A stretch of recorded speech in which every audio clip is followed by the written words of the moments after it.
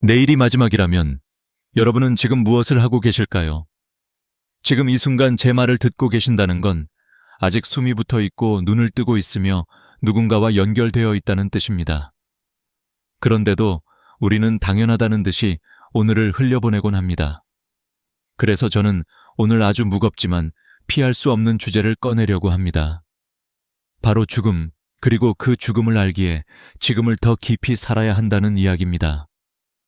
제가 평생 들어온 수많은 조언 중 단연 최고라 할 수 있는 말이 있습니다. 사람은 반드시 죽는다, 혼자서 죽는다, 그리고 아무것도 가져갈 수 없다. 이 세 가지 사실은 부정할 수도 피할 수도 없습니다. 하지만 많은 사람들이 여전히 죽음을 먼 일처럼 여기며 살아갑니다.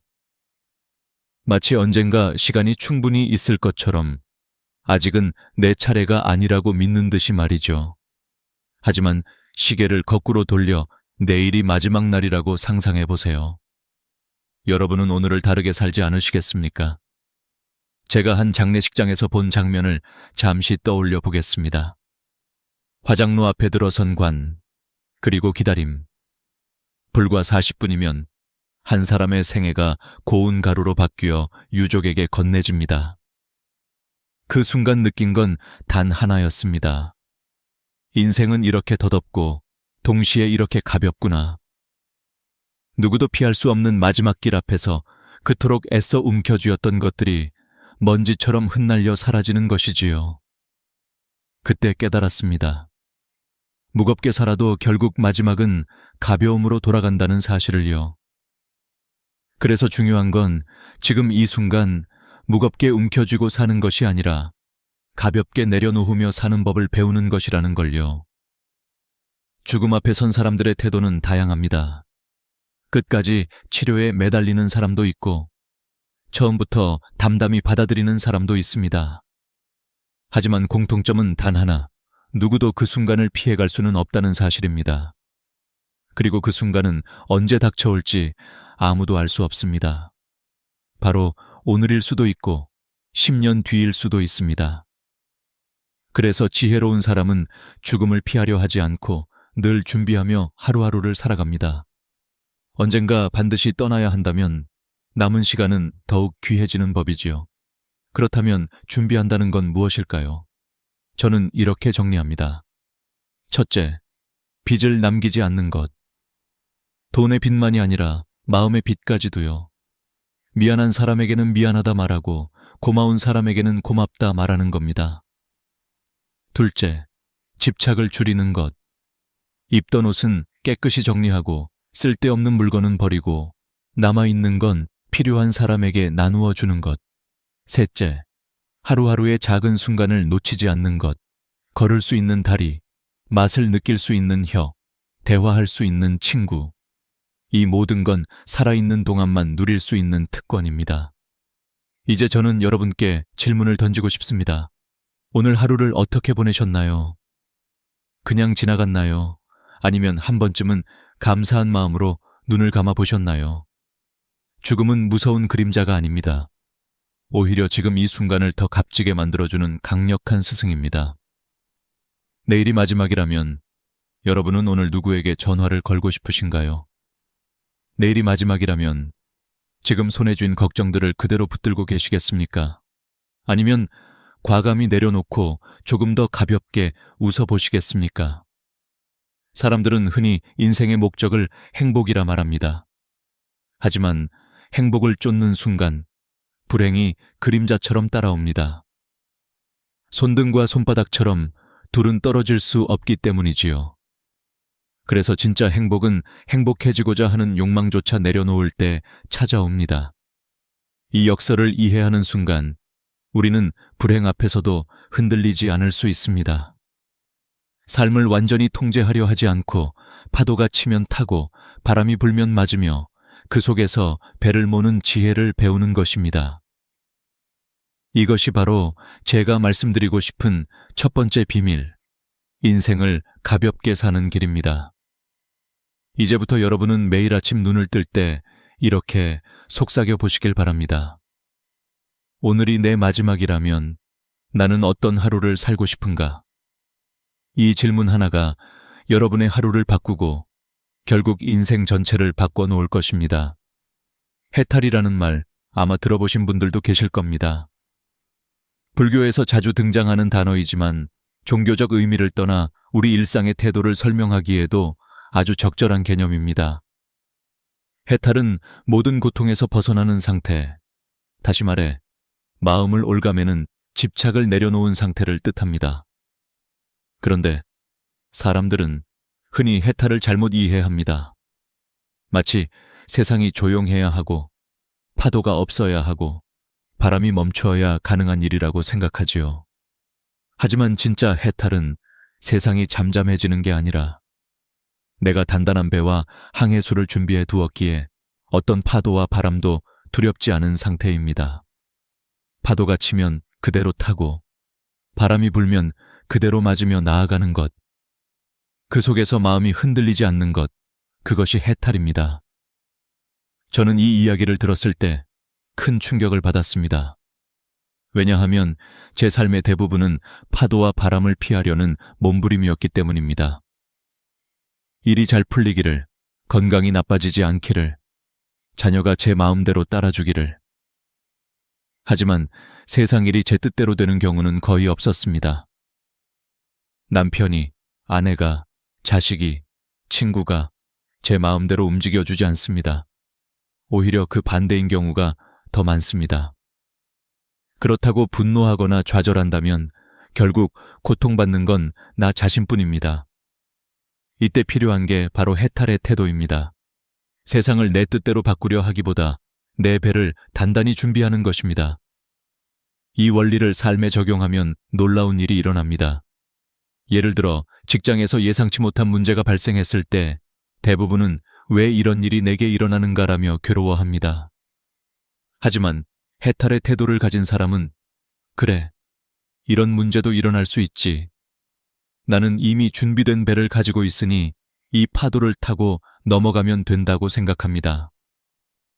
실제로 심리학 연구에서도 스트레스 상황에서 통제할 수 없는 요소를 억지로 붙잡으려는 사람은 불안과 우울에 더 취약하다고 합니다.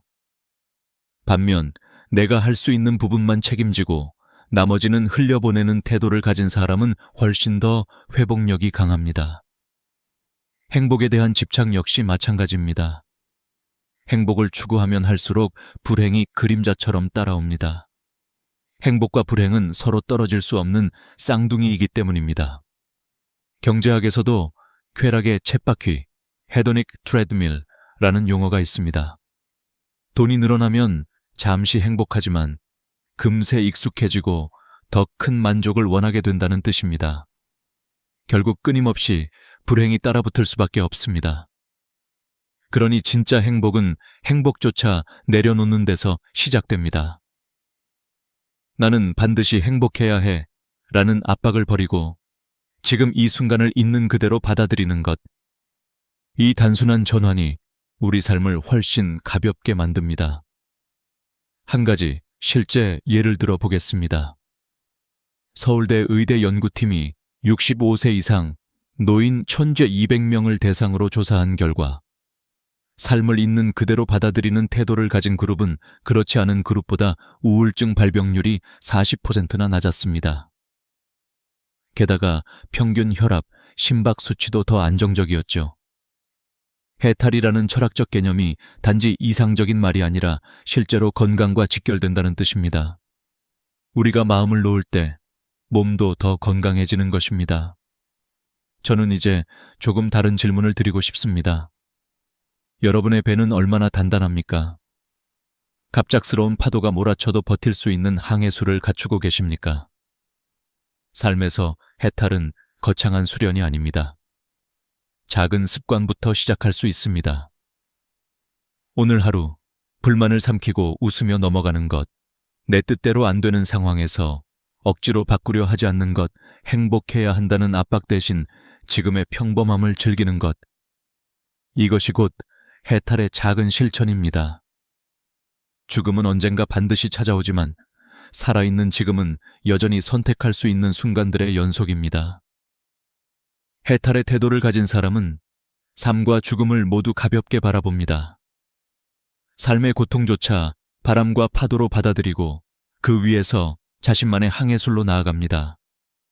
그리고 죽음 앞에서도 이제는 내려놓을 시간이라며 담담히 웃을 수 있습니다. 여러분도 오늘부터 단단한 배를 준비해 보시길 바랍니다. 파도와 바람은 늘 올 것이지만 그것에 휘둘리지 않는 항해술이야말로 인생 최고의 지혜입니다. 저는 언젠가 한 화장장을 다녀온 경험을 잊지 못합니다. 관이정이 화로 안으로 들어가고 불이 켜지면 40분 만에 한 사람의 생애가 가루가 되어버립니다. 그리고 유족들은 작은 항아리에 그 가루를 담아 조용히 돌아갑니다.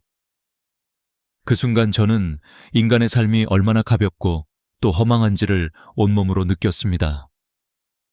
살아있을 때는 그렇게도 무겁게 짊어지고 살던 걱정, 욕망, 미련이 마지막에는 손바닥 위에 한 줌 가루로만 남는다는 사실 말입니다. 그런데 놀라운 건 그 현장에서 느낀 건 단순한 허무만이 아니었습니다. 오히려 거꾸로 죽음이 이렇게 가볍기에 우리가 살아있는 동안 지고 있는 짐을 조금 더 덜어낼 수 있다는 희망이었습니다. 인생의 무게를 버틸 수 있는 건 바로 이 죽음의 가벼움 덕분일지도 모른다는 생각이 들었지요. 여기서 저는 한 가지 중요한 질문을 던지고 싶습니다. 그렇다면 우리는 어떻게 살아야 후회 없이 가볍게 떠날 수 있을까요? 답은 의외로 단순합니다. 생전 정리를 하는 겁니다. 일본에서는 이를 엔딩 노트라고도 부릅니다. 아직 살아있을 때 자신이 가진 것들을 정리하고 빚을 갚고 정리되지 않은 관계를 마무리하는 습관이지요. 실제로 일본 후생노동성의 보고에 따르면 엔딩 노트를 작성한 노인의 70%가 죽음에 대한 불안이 줄었다고 응답했습니다. 단순히 종이에 몇 줄 쓰는 것만으로도 삶이 훨씬 가벼워지는 것입니다. 제가 생각하는 생전 정리의 체크리스트는 3가지입니다. 첫째, 금전적 빚을 남기지 않는 것. 둘째, 인간관계의 빚을 청산하는 것. 셋째, 물건과 기억의 짐을 줄이는 것입니다. 이 3가지만 지켜도 마지막 길은 훨씬 가벼워집니다. 나는 이미 다 정리해 두었으니 이제 미련 없이 간다. 이렇게 말할 수 있는 사람이야말로 진정한 승자 아닐까요?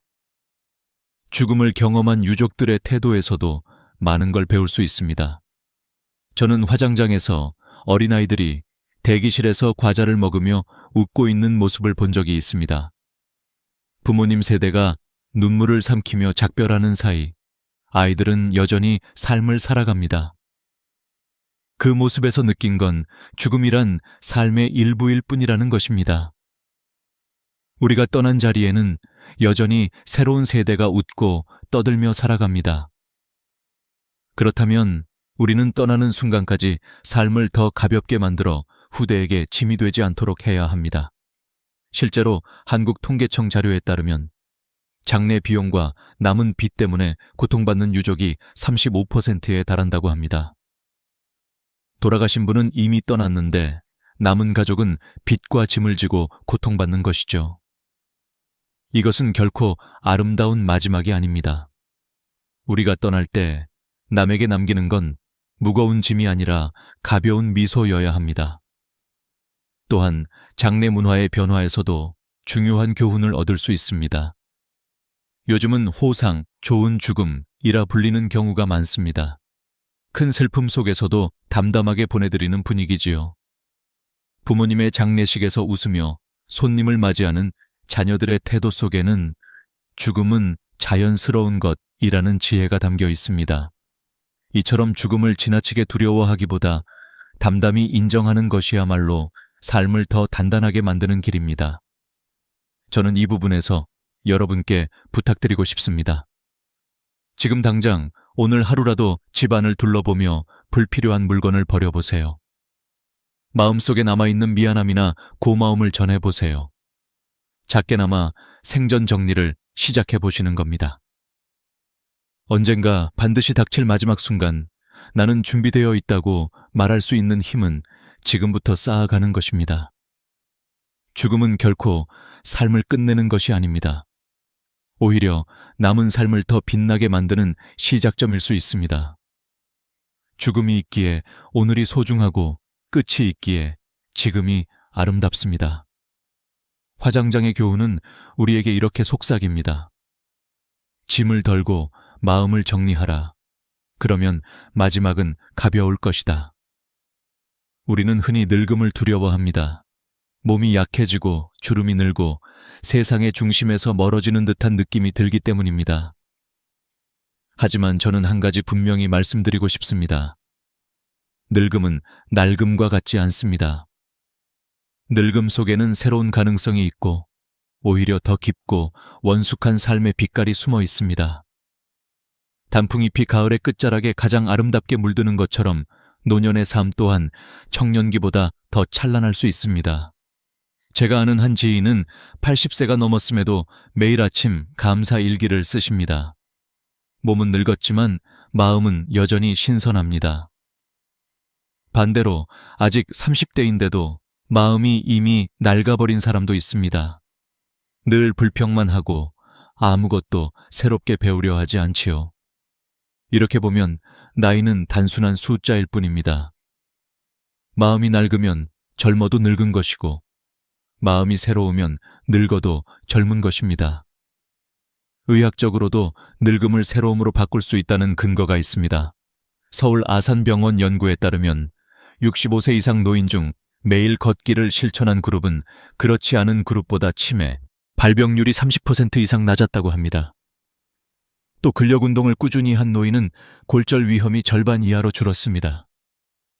단순한 습관 하나가 몸뿐 아니라 마음까지도 새롭게 바꿔놓는 것입니다.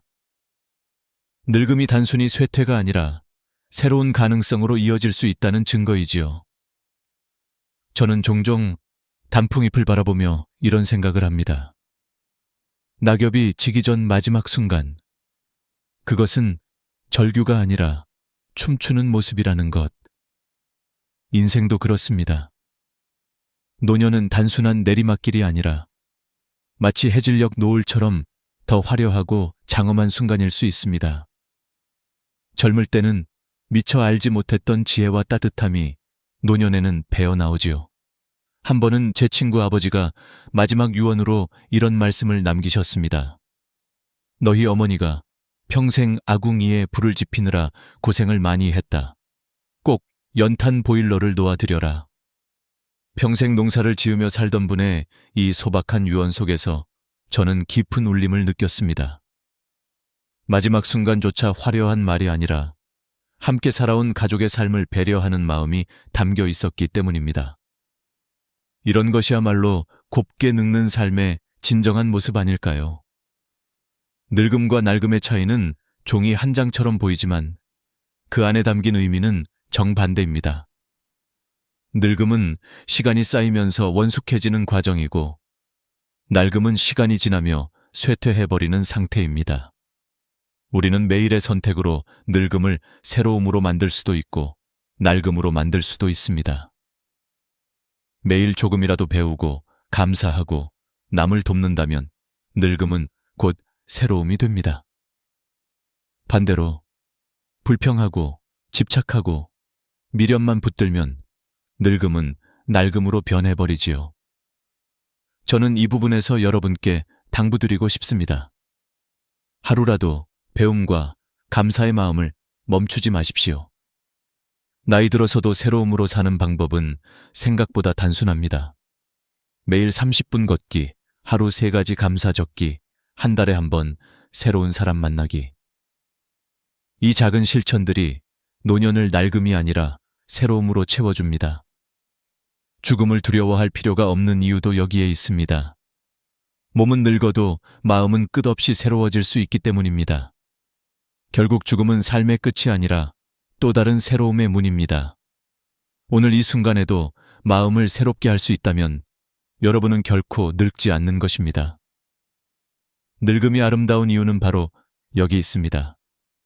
지금 이 순간을 사는 법, 이것이야말로 우리가 평생 배워야 할 가장 중요한 훈련입니다. 사람들은 흔히 과거의 후회나 미래의 불안을 붙잡고 살아갑니다. 하지만 그 두 가지는 모두 현재를 앗아갑니다.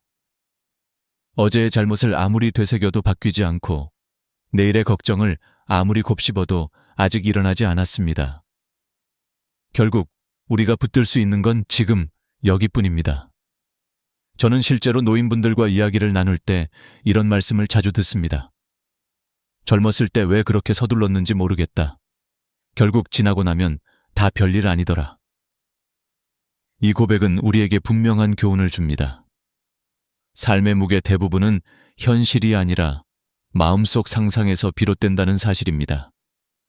그러니 지금의 순간에 닻을 내리는 훈련이야말로 행복으로 가는 지름길입니다. 그렇다면 구체적으로 어떻게 해야 할까요? 저는 4가지 루틴을 권하고 싶습니다. 첫째, 호흡. 아침에 눈을 뜨면 천천히 3번 깊게 숨을 들이마시고 내쉬는 겁니다. 단 1분이면 됩니다. 둘째, 걷기. 하루 30분, 땀에 젖을 만큼 걷는 습관이 심장과 뇌를 동시에 건강하게 지켜줍니다. 셋째, 정리. 하루에 1가지씩 불필요한 물건이나 쓸데없는 걱정을 정리하는 겁니다. 넷째, 감사일기. 밤마다 오늘 고마웠던 일을 3가지씩 적어보세요. 이 단순한 루틴만으로도 삶은 훨씬 단단해지고 마음은 가벼워집니다. 의학적 근거도 분명합니다. 대한노인의학회 자료에 따르면 65세 이상 노인이 하루 30분 이상 걷기를 꾸준히 실천했을 때 혈압이 평균 10mm에 비해 낮아지고 안정시 심박수가 건강 범위 분당 60편 100회 안에서 더 안정적이 되었다고 합니다. 또한 근감소증 위험도 절반 가까이 줄었습니다. 단순히 걷는 것만으로도 삶의 질이 크게 달라진다는 사실입니다. 또 미국 하버드대 연구팀은 감사일기를 꾸준히 쓴 사람들의 행복 점수가 그렇지 않은 사람보다 25% 높았다고 발표했습니다. 작은 습관이 실제 수치로 증명되는 것이지요. 지금 여기에 집중하는 훈련은 단순한 마음가짐 이상의 효과를 줍니다. 뇌과학적으로도 현재에 몰입할 때 전전두엽이 활성화되어 스트레스 호르몬인 코르티솔 분비가 줄어듭니다. 그래서 순간순간에 집중하는 사람은 실제로 더 건강하고 오래 삽니다. 마음이 가벼워지면 몸도 함께 가벼워지는 것입니다. 저는 한 노부부의 이야기를 들려드리고 싶습니다. 이분들은 50년을 함께 살아오면서 큰 다툼도 많았지만 매일 저녁 식탁에서 반드시 오늘 고마운 일 하나씩 말하기를 실천했다고 합니다. 처음에는 형식적이었지만 세월이 흐를수록 그 습관이 삶을 지탱하는 힘이 되었다고 합니다. 부부의 대화는 짧았지만 그 속에 서로를 존중하고 인정하는 마음이 쌓였습니다. 결국 그 부부는 80세가 넘어서도 여전히 서로를 바라보며 웃을 수 있었습니다. 지금 여기에 닻을 내린다는 건 바로 이런 힘을 길러줍니다. 여러분께 다시 한번 질문드리고 싶습니다. 오늘 하루, 지금 이 순간, 여러분은 무엇을 붙잡고 계십니까? 이미 지나간 어제의 그림자입니까? 아직 오지 않은 내일의 불안입니까? 아니면 눈앞에 있는 지금의 숨결과 햇살입니까? 선택은 여러분의 몫입니다. 하지만 확실한 건 지금 여기에 몰입할수록 삶은 더 단단해지고 죽음은 더 가벼워진다는 사실입니다. 오늘 밤이라도 잠자리에 들기 전에 깊게 호흡해 보십시오. 오늘 있었던 작은 기쁨을 떠올려 보십시오. 걷기 힘드시다면 창밖 하늘이라도 잠시 바라보십시오. 이 단순한 훈련들이 쌓여서 결국 여러분의 노년을 지켜주는 방패가 됩니다. 지금 여기에 닻을 내리며 하루를 살아가 보시길 바랍니다. 아름다운 마무리, 결국 우리가 평생 준비해야 할 마지막 과제입니다. 죽음은 누구도 피할 수 없는 길이지만 그 길을 어떻게 걸어가느냐는 우리의 선택에 달려 있습니다. 어떤 이는 마지막까지 발버둥치며 두려움에 떨고 또 어떤 이는 담담히 웃으며 삶을 정리합니다. 그리고 저는 확신합니다. 아름다운 죽음은 우연이 아니라 살아온 방식의 결실이라는 것을요. 저는 여러 장례식을 경험하며 이 점을 더욱 깊이 느꼈습니다. 누군가는 많은 빚과 다툼을 남기고 떠나 유족들을 힘들게 했습니다. 반면 어떤 이는 남은 가족에게 고마움과 정리된 삶을 선물처럼 남기고 갔습니다. 두 사람의 마지막 길은 전혀 달랐습니다. 결국 우리가 떠날 때 남기는 건 재산이나 명예가 아니라 우리와 함께한 이들의 마음속 기억입니다. 그렇다면 지금 우리는 무엇을 남기고 싶습니까? 아름다운 마무리를 위해 필요한 건 거창한 것이 아닙니다. 단순히 빚을 갚고 빌린 것을 돌려주고 마음속 미련을 정리하는 것, 그리고 남은 하루하루를 웃으며 감사하는 것입니다. 나는 다 준비되었다는 말은 그렇게 단순한 준비에서 나옵니다. 실제로 한국 호스피스 완화 의료학회 외의 조사에 따르면 삶을 미리 정리하고 준비한 환자의 65%가 마지막 순간 덜 두렵다고 답했습니다. 마지막을 준비하는 태도가 삶 전체를 가볍게 만드는 것입니다. 죽음을 두려워하는 이유 중 하나는 언제, 어디서, 어떻게 라는 세 가지를 알 수 없기 때문입니다. 하지만 역설적으로 이 불확실성이 우리에게 가장 큰 선물이 될 수도 있습니다. 언제일지 모르니 오늘을 더 소중히 여기게 되고, 어디일지 모르니 지금 있는 곳을 사랑하게 되고, 어떻게일지 모르니 지금 내 호흡과 발걸음 하나에 집중하게 되는 것입니다. 죽음의 모름은 삶의 충만함으로 이어지는 다리입니다. 저는 여러분께 마지막으로 말씀드리고 싶습니다. 인생은 소풍입니다. 잠시 와서 웃고 놀고 배우다 가는 소풍. 그렇다면 그 소풍을 최대한 즐겁게 보내는 게 우리의 목 아닐까요? 너무 바쁘게만 살지 마시고 너무 욕심내지도 마십시오. 오는 길에 쉬어가고 가는 길에도 쉬어가며 오늘 주어진 햇살과 대화와 밥 한 끼를 감사히 누리며 사는 것. 이것이야말로 최고의 삶의 방식입니다. 세상에는 정답이 없고 비밀이 없고 공짜가 없습니다. 하지만 우리가 확실히 아는 건 누구나 죽는다는 것, 혼자 죽는다는 것, 아무것도 가져갈 수 없다는 것입니다. 그렇기에 우리가 할 수 있는 건 단 하나, 지금을 더 깊이 사랑하고 살아가는 것뿐입니다. 저는 오늘의 이야기를 이렇게 마무리하고 싶습니다. 언젠가 그날이 오면 여러분도 담담히 미소 지으며 이렇게 말할 수 있기를 바랍니다. 참 아름다운 세상이었구나. 잘 놀다 갑니다. 그 말 한 줄이야말로 평생의 결산이자 최고의 유언일 것입니다. 오늘도 끝까지 함께 해주셔서 진심으로 감사드립니다. 여러분의 인생이 황금빛 노을처럼 더욱 깊고 따뜻하길 기도합니다.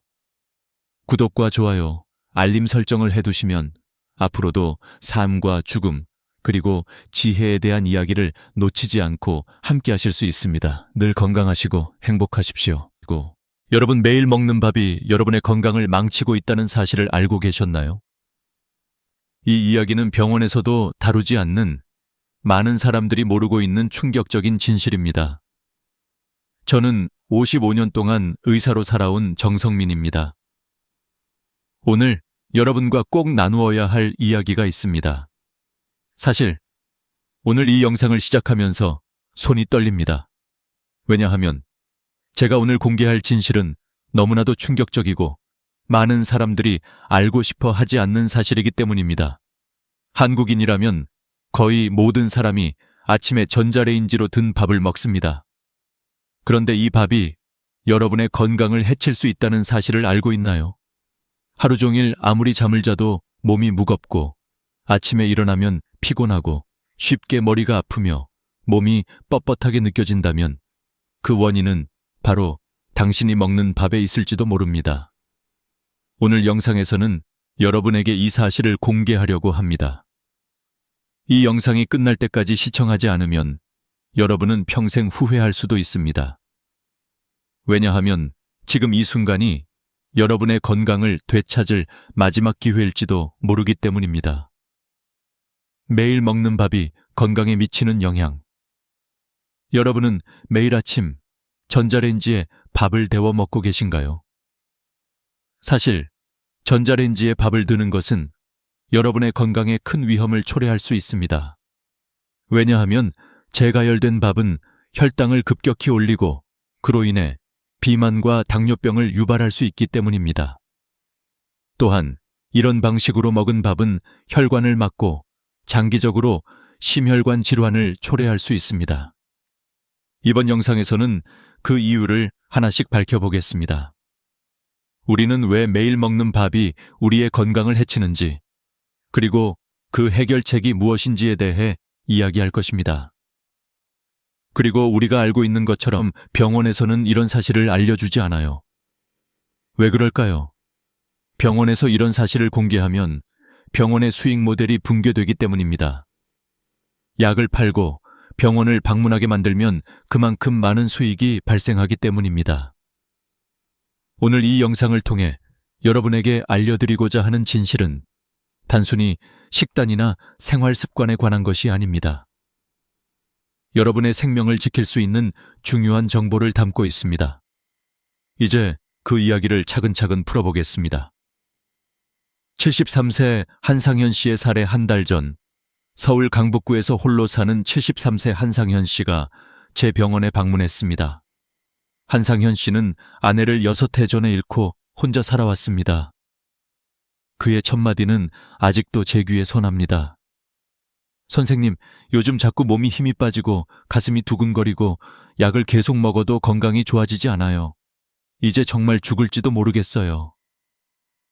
이 말을 들었을 때 저는 깊은 고민에 빠졌습니다. 그는 이미 여러 약을 복용하고 있었지만 그의 증상은 점점 더 악화되고 있었기 때문입니다. 그렇다면 왜 약을 먹고도 이렇게 나아지지 않는 걸까요? 그 이유는 간단합니다. 약은 증상을 잠시 완화시킬 뿐 문제의 근본적인 원인을 해결하지 않기 때문입니다.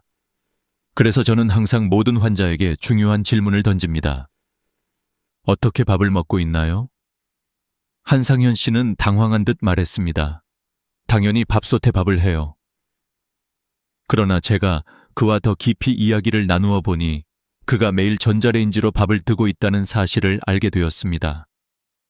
그는 일주일에 한 번 밥을 한 번 짓고 그 밥을 냉동해두고 매일 전자레인지로 데워 먹는다고 했습니다. 이 사실을 듣고 저는 충격을 받았습니다.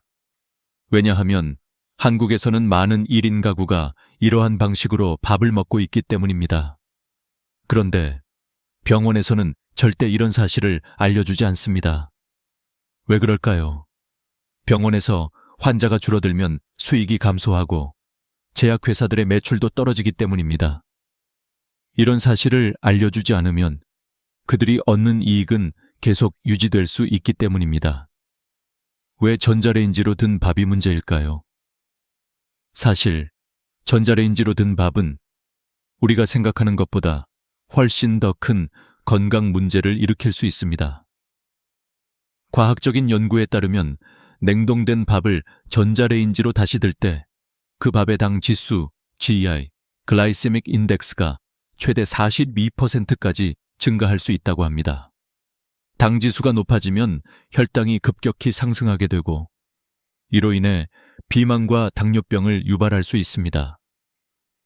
그뿐만 아니라 이런 방식으로 먹은 밥에서 생성되는 변형된 전분은 제대로 소화되지 않아서 장의 건강을 악화시키고 결국은 심혈관 질환을 유발할 수 있습니다. 또한 변형된 전분은 비만의 주요 원인인 내장 지방을 축적시킵니다. 내장 지방은 간과 혈관 벽에 쌓이며 장기적으로는 심장 질환이나 뇌졸중 같은 치명적인 질병을 초래할 수 있습니다. 이 모든 정보를 여러분에게 전하는 이유는 단순히 밥을 어떻게 먹을지에 관한 문제가 아닙니다. 여러분의 건강을 지키기 위한 중요한 결정이 될 수 있기 때문입니다. 이제 이 문제를 어떻게 해결할 수 있을지에 대해 논의해 보겠습니다. 한상현 씨의 변화와 경고. 한상현 씨의 이야기는 제가 의사로서 매우 인상 깊었던 사례 중 하나입니다. 그는 매일 전자레인지로 든 밥을 먹으면서도 건강이 나아지지 않았고 결국 저를 찾게 되었습니다. 그리고 저는 그에게 사실 많은 사람들이 간과하고 있는 중요한 질문을 던졌습니다. 바로 밥을 어떻게 요리하나요? 였습니다. 그의 대답은 밥솥에 밥을 해요 였지만 자세히 들어보니 그는 매주 밥을 한번 짓고 그것을 냉동시켜 놓고 매일 전자레인지로 데워 먹고 있었죠. 이는 단순히 개인적인 문제에 그치지 않는 건강에 심각한 영향을 미치는 문제였습니다. 이 이야기를 통해 많은 사람들은 그냥 밥을 데워 먹는 것인데 뭐가 문제일까라고 생각할 수도 있습니다. 하지만 사실 이는 매우 중요한 문제입니다.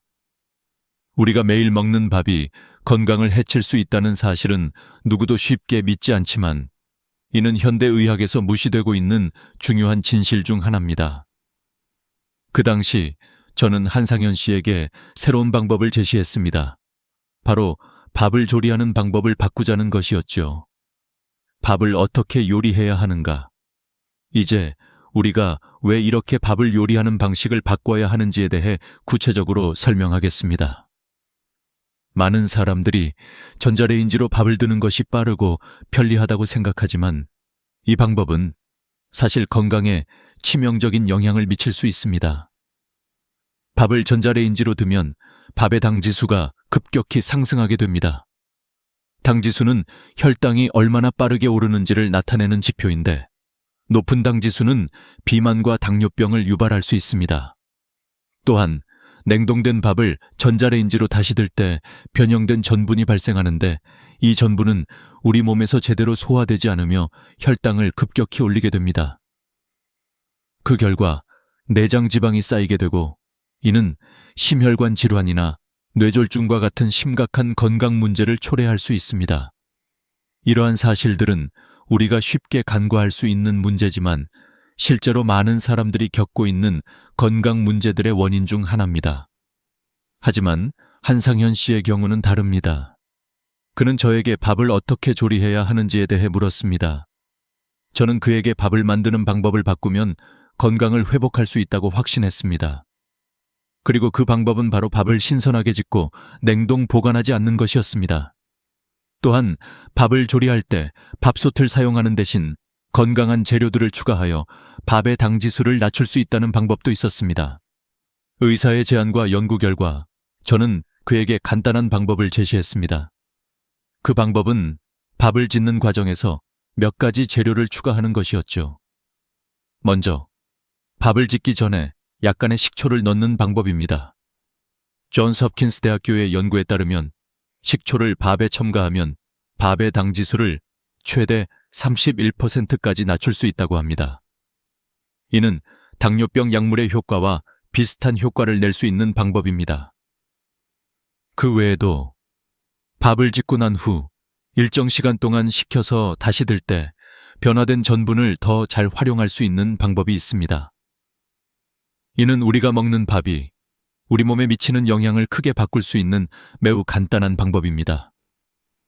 이런 방법을 통해 한상현 씨는 건강을 회복할 수 있었습니다. 그는 처음에는 이 방법이 그리 효과적일지 의문을 가졌지만 불과 3주 후 그의 건강은 놀라운 변화를 겪었습니다. 그의 혈당 수치는 눈에 띄게 낮아졌고 혈압도 개선되었습니다. 이러한 변화를 경험한 한상현 씨는 이제 건강을 회복하며 그의 가족에게도 이 방법을 전파하기 시작했습니다. 병원에 숨겨진 진실, 이 모든 변화가 일어난 것은 단지 밥을 만드는 방법을 바꾸었기 때문입니다. 그러나 한상현 씨처럼 많은 사람들이 병원에서 의사의 처방을 받고 약을 복용하지만 문제의 근본적인 원인은 해결되지 않습니다. 병원에서 약을 처방하는 이유는 간단합니다. 약은 병원과 제약회사에게 엄청난 수익을 가져다 줍니다. 그러나 환자가 건강을 되찾으면 그 수익 모델은 깨지게 됩니다. 그래서 의사들은 종종 이런 간단한 해결책을 환자들에게 제공하지 않죠. 이제 우리는 진정으로 무엇이 건강을 회복하게 만드는지에 대해 고민해야 합니다. 병원에서 처방받는 약은 일시적으로 증상을 완화시킬 수는 있지만 그 근본적인 원인을 해결할 수는 없습니다. 그럼에도 불구하고 많은 사람들이 병원에 의존하며 일상에서 실천할 수 있는 간단한 방법들을 놓치고 있습니다. 밥의 과학, 병원에서 알려주지 않는 진실. 이제 우리는 밥이 건강에 미치는 영향에 대해 좀 더 깊이 들어가 보겠습니다. 많은 사람들이 매일 먹는 밥이 우리의 혈당에 어떻게 영향을 미치는지, 그리고 왜 그것이 그렇게 중요한지를 잘 모르고 있습니다. 하지만 밥의 과학적인 사실을 이해하면 우리가 매일 먹는 밥이 그만큼 중요한 이유를 알게 될 것입니다. 우리가 식사를 할 때 그 음식이 몸에 어떤 영향을 미치는지 아는 것은 건강을 지키기 위한 첫 번째 단계입니다. 냉동밥의 위험성과 그 영향 가장 큰 문제는 바로 전자레인지로 든 밥이 몸에 미치는 영향입니다. 연구에 따르면 냉동된 밥을 전자레인지로 재가열할 때 밥의 당지수가 42%까지 상승할 수 있다는 사실이 밝혀졌습니다. 당지수 GI는 음식을 섭취한 후 혈당이 얼마나 빠르게 상승하는지를 나타내는 지표입니다. 즉, 당지수가 높은 음식을 먹으면 혈당이 급격히 상승하게 되고, 이는 비만, 당뇨병, 심혈관 질환 등을 유발할 수 있습니다. 그러나 재가열된 밥이 몸에 미치는 영향은 그 이상입니다. 냉동밥을 전자레인지로 들 때 변형된 전분이 생성됩니다. 이 변형된 전분은 우리 몸에서 제대로 소화되지 않고 혈당을 빠르게 증가시킵니다. 결국 이 전분은 내장 지방을 축적시키고 그것이 쌓이면 혈관에 막힘을 초래하게 됩니다. 이로 인해 심장 질환, 뇌졸중과 같은 심각한 질병이 발생할 수 있습니다. 밥의 변형 전분과 그 위험 변형된 전분이 우리 몸에 미치는 영향에 대한 연구는 이미 여러 차례 발표되었습니다. 예를 들어 미국 하버드 대학교의 연구에 따르면 냉동된 밥을 다시 데워 먹을 때 변형된 전분이 장내 세균에 미치는 영향이 크다는 사실을 밝혔습니다. 장내 세균이 비정상적으로 증가하면서 혈당 조절에 문제가 생기고, 이는 결과적으로 체내 염증 수치를 높이게 됩니다. 이러한 문제는 특히 고령자에게 심각한 영향을 미칩니다. 나이가 들면서 체내 기능이 저하되고 혈관이 약해지기 때문에 이미 혈당과 콜레스테롤 수치가 높고 혈압도 높은 사람들에게는 더 큰 위험을 초래할 수 있습니다. 이런 사실을 알고 있다면 우리는 정말로 식사를 어떻게 해야 하는지 다시 한번 생각해 봐야 합니다. 밥을 제대로 먹는 것이 왜 중요한가?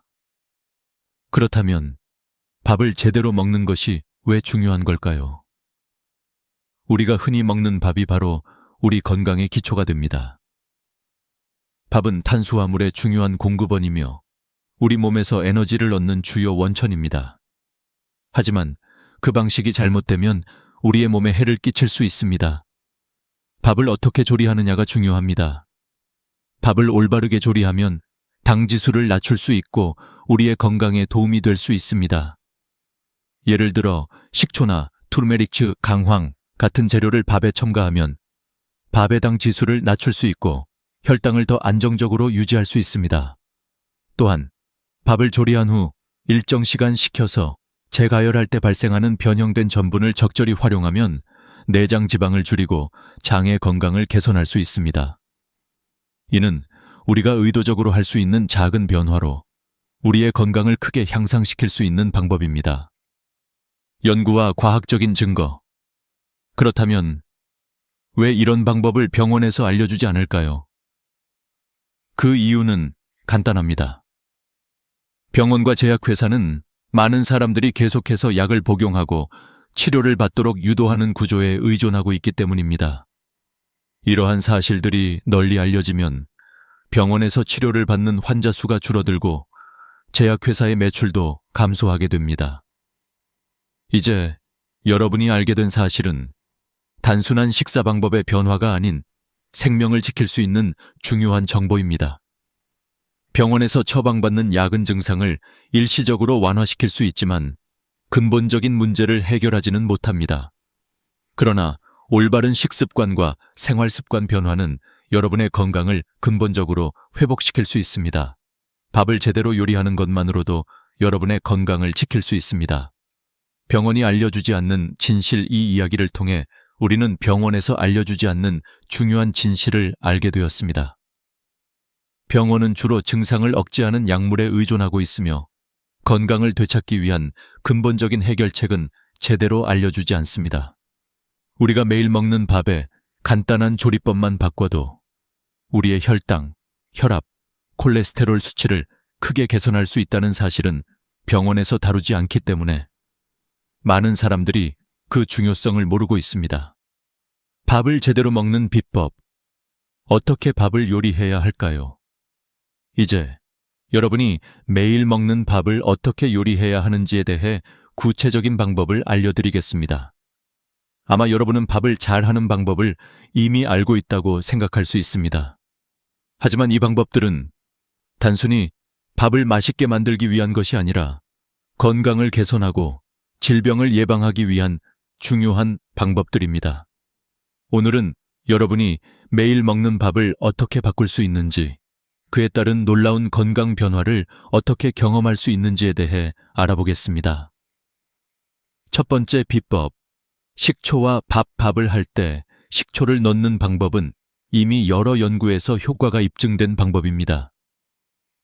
존스 홉킨스 대학교의 연구에 따르면 밥을 할 때 식초를 추가하면 밥의 당 지수를 최대 31%까지 낮출 수 있다는 결과가 나왔습니다. 당 지수를 낮추면 혈당이 급격히 상승하는 것을 막을 수 있습니다. 이는 특히 당뇨병 환자나 혈당 관리가 필요한 사람들에게 중요한 방법이 될 수 있습니다. 식초는 단순히 밥의 맛을 더할 뿐만 아니라 우리 몸에서 탄수화물의 소화를 늦추고 당이 혈류로 빠르게 흡수되는 것을 방지합니다. 또한 식초는 체내의 염증을 줄이고 장 건강을 증진시키는 데에도 도움을 줍니다. 그렇기 때문에 식사를 할 때 식초를 조금 추가하는 것만으로도 건강을 크게 개선할 수 있습니다. 두 번째 비법, 강황을 이용한 밥 조리법. 두 번째 비법은 바로 강황을 사용하는 것입니다. 강황은 우리 몸에 여러 가지 이점을 제공하는 아주 강력한 재료입니다. 강황에 포함된 활성 성분인 커큐민은 한겸증 효과가 뛰어나며 인슐린 저항성을 줄여주는 효과가 있습니다. 일본의 연구에 따르면 강황을 섭취하면 혈당이 안정적으로 유지될 수 있고 당뇨병과 관련된 합병증을 예방하는 데 도움이 됩니다. 강황을 밥에 넣는 방법은 매우 간단합니다. 밥이 다 익은 후 밥 위에 강황 가루를 한 작은 술 뿌려서 잘 섞어주면 됩니다. 강황은 그 자체로 강한 맛을 가지지만 밥과 섞으면 부드럽고 향긋한 맛을 내며 동시에 우리 몸에 매우 유익한 효과를 가져옵니다. 이 방법은 특히 고혈당, 고혈압, 그리고 심혈관 질환을 예방하고 관리하는 데 매우 효과적입니다. 강황은 우리 몸의 염증 수치를 낮추고 혈액순환을 개선하는 데 도움을 줍니다. 또한 항산화 효과가 뛰어나 노화 방지에도 탁월한 효과를 가져옵니다. 세 번째 비법, 오트를 추가한 밥, 조리법. 세 번째 비법은 바로 오트를 밥에 추가하는 것입니다. 오트밀은 식이섬유가 풍부하고 콜레스테롤을 낮추는 데 도움이 되는 성분들이 많이 포함되어 있습니다. 특히 오트밀에 포함된 베타글루칸은 콜레스테롤 수치를 낮추는 데 매우 효과적입니다. 밥을 지을 때 오트를 넣는 방법도 매우 간단합니다.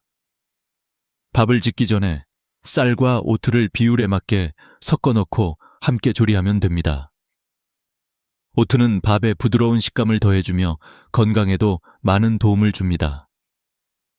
오트를 추가한 밥은 혈당을 천천히 상승시키고 장 건강에도 매우 좋습니다. 또한 오트는 포만감을 오래 유지시켜주기 때문에 다이어트에도 효과적입니다. 네 번째 비법, 밥을 식히고 다시 드기. 네 번째 비법은 밥을 조리한 후 일정 시간 동안 식힌 다음 다시 드는 것입니다. 이 과정은 저항성 전분을 생성하는 데 중요한 역할을 합니다. 저항성 전분은 일반 전분과 다르게 소화되지 않고 대장에서 유익한 장내 세균들의 먹이가 됩니다. 이렇게 되면 장 건강이 개선되고 염증 수치가 낮아지며 면역력도 향상됩니다. 영국 옥스퍼드 대학교의 연구에 따르면 밥을 식힌 후 다시 들 때 장내 유익한 세균들이 증가하고 염증 수치가 25%까지 감소하는 효과가 나타났습니다. 이렇게 간단한 방법으로 장 건강을 개선하고 몸의 염증을 줄일 수 있다는 사실은 매우 놀라운 일이 아닐 수 없습니다. 이 방법은 우리가 매일 먹는 밥을 통해 간단하게 건강을 증진할 수 있다는 것을 보여줍니다. 이제 여러분의 밥을 바꾸는 방법, 이 4가지 방법은 단지 밥을 더욱 맛있게 만드는 방법이 아닙니다. 이는 여러분의 건강을 개선하고 질병을 예방할 수 있는 중요한 방법들입니다. 식초, 강황, 오트, 그리고 저항성 전분을 통해 여러분은 건강을 회복할 수 있고 약물에 의존하지 않고도 더 건강한 삶을 살 수 있습니다. 여러분이 매일 먹는 밥을 어떻게 요리하느냐에 따라 여러분의 건강은 크게 달라질 수 있습니다. 간단한 변화가 여러분의 삶을 바꿀 수 있다는 사실을 믿고 오늘부터 이 방법들을 실천해 보세요. 그럼 여러분은 매일의 밥을 통해 놀라운 변화를 경험할 수 있을 것입니다. 기적의 변화, 밥을 바꾸고 건강을 회복한 사례들. 이제 우리가 배운 밥을 만드는 비법을 실제로 적용한 사람들의 이야기를 들려드리겠습니다. 단지 이론적인 얘기가 아니라 실제로 이 방법을 통해 건강을 회복한 사람들의 사례입니다. 한상현 씨처럼 많은 고령의 사람들이 건강을 되찾았고 그들의 삶은 변했습니다. 그들의 이야기를 통해 우리가 배운 식습관 변화의 진정성과 효과를 더 잘 이해할 수 있을 것입니다. 한상현 씨의 기적적인 변화. 한상현 씨는 73세로 매일 전자레인지로 든 밥을 먹으며 건강이 악화되었습니다. 그는 당뇨, 고혈압, 고지혈증을 앓고 있었고 여러 약을 복용하고 있었음에도 불구하고 증상은 나아지지 않았습니다. 그의 혈당 수치는 148로 당뇨병의 기준을 넘어서 있었고 혈압도 155/98로 매우 높았습니다. 하지만 그가 밥을 짓는 방법을 바꾸고 우리가 소개한 4가지 비법을 실천한 후 불과 3주 만에 눈에 띄는 변화가 일어났습니다. 그의 혈당 수치는 148에서 121로 낮아졌고 혈압도 155/98에서 138/87로 개선되었습니다. 이 변화는 그가 평생 의사로서 보았던 환자들 중에서도 가장 빠르고 놀라운 변화 중 하나였습니다. 한상현 씨는 처음에는 이 방법이 효과가 있을지 의문을 가졌지만 실제로 그가 건강을 회복한 모습을 보면서 자신이 얼마나 잘못된 식습관을 가지고 있었는지를 깨달았습니다. 이제 그는 매일 신선한 밥을 먹고 건강을 유지하기 위해 꾸준히 실천하고 있습니다. 박미선 할머니의 사례. 박미선 할머니는 67세로 12년 동안 당뇨병 약을 복용하고 있었습니다. 그러나 그녀의 건강은 점점 악화되었고 당뇨병으로 인한 합병증인 당뇨망막병이 진행되어 시력에도 문제가 생겼습니다. 그녀는 당뇨병 약을 복용하면서도 건강이 나아지지 않았고 결국 의사에게 더 이상의 해결책이 없다는 말을 들었습니다. 그러나 박미선 할머니는 희망을 잃지 않았고 저에게 이 방법을 배우고 실천하기로 결심했습니다. 그녀는 밥을 짓는 방법을 바꾸었고 강황, 식초, 오트를 추가하여 건강을 개선하기 시작했습니다. 그 결과 5개월 만에 그녀의 HbA1c 수치는 951에서 6.8로 감소했고 당뇨망막병의 진행이 멈췄습니다. 그녀의 시력도 회복되었으며 당뇨병 약을 절반으로 줄일 수 있었습니다. 이 기적적인 변화는 단순히 약물만으로는 얻을 수 없었던 결과였습니다. 오랜 기간 고혈압 치료를 받은 김순희 할머니. 김순희 할머니는 74세로 15년 동안 고혈압 약을 복용하고 있었습니다. 그녀는 약을 복용해도 혈압이 안정되지 않았고 항상 피곤하고 기운이 없었습니다. 하지만 그녀가 이 밥 조리법을 실천하기 시작한 지 6개월 후 그녀의 혈압은 눈에 띄게 개선되었습니다. 혈압이 160, 100에서 130이 85로 낮아졌고 그녀는 이제 약을 절반으로 줄였습니다. 이 변화는 그동안 고혈압을 관리해온 모든 의사들에게도 놀라운 일이었습니다. 김순희 할머니는 매일 밥을 짓는 방법을 바꾸고 식초와 강황, 오트를 추가하여 혈압을 안정시킬 수 있었습니다. 그녀는 이제 기력이 넘치고 매일 아침 신선한 에너지를 느끼며 일어납니다.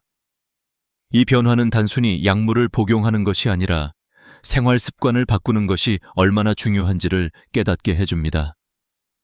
성과를 이룬 사람들의 공통점. 이러한 사람들의 공통점은 무엇일까요? 그들은 모두 건강을 회복하기 위해 스스로 변화를 시작했습니다. 그들은 단순히 병원에서 처방받은 약을 복용하는 것을 넘어서 식습관을 개선하고 자신의 몸을 돌보는 방법을 배웠습니다. 이들은 모두 밥을 만드는 방법을 바꾸고 그것이 건강에 미치는 영향을 직접 경험한 사람들입니다. 우리가 매일 먹는 밥은 단순히 배를 채우는 음식을 넘어 우리의 건강을 지키는 중요한 요소입니다. 밥을 제대로 만드는 방법을 실천하면 우리는 건강을 회복할 수 있고 심지어 약물에 의존하지 않고도 많은 질병을 예방할 수 있습니다. 이 간단한 변화를 통해 여러분도 자신의 건강을 되찾을 수 있습니다. 건강을 회복한 사람들의 이야기. 이제 우리는 이 방법이 단순히 한 명의 사람에게만 적용되는 것이 아니라 수많은 사람들에게 적용될 수 있다는 사실을 확인했습니다. 한상현 씨, 박미선 할머니, 김순희 할머니는 모두 이 간단한 방법으로 건강을 회복했으며 그들의 삶은 이제 완전히 달라졌습니다. 이들은 단순히 의사의 처방만을 따르지 않고 스스로 건강을 지키기 위해 적극적으로 노력한 사람들입니다. 이러한 사례들은 우리가 잘못된 식습관을 고치고 생활 습관을 바꾸면 얼마든지 건강을 되찾을 수 있다는 강력한 메시지를 전달합니다. 이 방법은 의약품에 의존하는 것이 아니라 자연적인 방법으로 우리의 건강을 회복할 수 있음을 보여줍니다. 이제 여러분도 이 방법을 통해 건강을 회복하고 더 나은 삶을 살 수 있습니다. 밥을 바꾸는 작은 실천이 큰 변화를 만든다. 지금까지 우리는 밥을 조리하는 방법을 통해 건강을 회복한 사례들과 그 과학적인 근거들에 대해 알아보았습니다. 이제 마지막으로 여러분에게 중요한 교훈과 이 방법을 실제로 적용했을 때 얻을 수 있는 삶의 변화에 대해 말씀드리겠습니다. 이 작은 변화가 어떻게 여러분의 건강을 바꾸고 삶의 질을 높일 수 있는지, 그리고 왜 우리 모두가 이 실천을 시작해야 하는지에 대한 이야기를 나누고자 합니다. 가장 중요한 교훈, 건강은 작은 변화에서 시작된다. 많은 사람들은 건강을 지키는 데 있어 큰 변화가 필요하다고 생각합니다. 운동을 시작하거나 엄격한 다이어트를 해야 한다고 생각할 수 있습니다. 그러나 실제로 건강을 지키는 데 가장 중요한 것은 아주 작은 변화에서 시작된다는 것입니다. 바로 일상에서 반복하는 습관들을 바꾸는 것입니다. 그리고 그 첫 번째 단계는 우리가 매일 먹는 밥을 바꾸는 것에서 시작됩니다. 밥을 어떻게 요리하느냐에 따라 우리가 섭취하는 영양소가 달라지고 그로 인해 우리의 건강이 달라집니다. 오늘 소개한 4가지 방법 식초, 강황, 오트, 저항성 전분, 은 그리 복잡하지 않습니다. 이 방법들을 매일 실천하는 것만으로도 여러분은 건강에 놀라운 변화를 경험할 수 있습니다. 중요한 점은 꾸준히 실천하는 것입니다. 여러분도 할 수 있다. 건강을 회복한 사람들의 변화. 이 방법들을 적용한 사람들은 단지 의사의 조언을 듣고 따라한 것이 아닙니다. 그들은 자신의 삶에서 건강을 되찾기 위해 적극적으로 변화를 시도한 사람들이었습니다. 한상현 씨, 박미선 할머니, 김순희 할머니처럼 여러분도 이 방법을 실천하면 큰 변화를 경험할 수 있습니다. 이들이 경험한 변화는 단지 수치적인 개선만이 아닙니다. 그들의 삶의 질이 눈에 띄게 향상되었습니다. 이제 그들은 아침에 일어날 때 피로감을 느끼지 않고 더 이상 약물에 의존하지 않으며 더 많은 에너지를 가지고 하루를 시작합니다. 그들은 자신감을 얻었고 삶에 대한 긍정적인 태도를 가지게 되었습니다. 건강을 되찾은 그들의 얼굴에는 미소가 번졌습니다. 이렇게 간단한 방법으로 건강을 회복할 수 있다는 사실은 너무나도 놀라운 일입니다. 여러분도 이 방법들을 실천하여 자신의 삶을 변화시킬 수 있습니다. 이 방법들은 특별한 기술이 아니라 일상에서 실천할 수 있는 간단한 변화들입니다. 병원에 의존하지 않아도 되는 삶, 현대의학은 많은 사람들에게 약물과 치료를 제공해주지만 그 근본적인 해결책은 우리의 생활 습관과 식습관에서 비롯됩니다. 병원에서 제공하는 치료는 일시적인 증상 완화에 불과하며 근본적인 원인을 해결하지 못합니다.